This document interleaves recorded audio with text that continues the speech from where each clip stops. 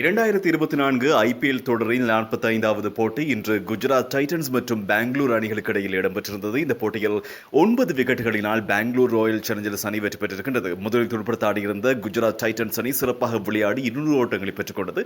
இதில் தமிழக வீரர்களான ஷாருக் கான் 58 ஓட்டங்களையும் சாய் சுதர்ஷன் ஆட்டமிழக்காமல் 84 ஓட்டங்களையும் பெற்றுக் கொடுத்திருந்தார்கள். பதிலுக்கு துடுப்படுத்த ஆட வந்த பெங்களூர் ராயல் சேலஞ்சர்ஸ் அணி 201 என்ற வெற்றிலுக்காக துடுப்படுத்த ஆடியிருந்தது. ஒரு விக்கெட்டினை மாத்திரம் இழந்து 16வது ஓவரிலே வெற்றிலக்கை அடைந்திருந்தது. 206 ஓட்டங்களை பெற்றுக் கொண்டது பெங்களூர் ராயல் சேலஞ்சர்ஸ் அணி. துடுப்பாட்டத்தில் வில் ஜாக் சிறப்பாக விளையாடி 100 ஓட்டங்களை பெற்றுக் கொடுத்திருந்தார். விராட் கோலி 70 ஓட்டங்கள்.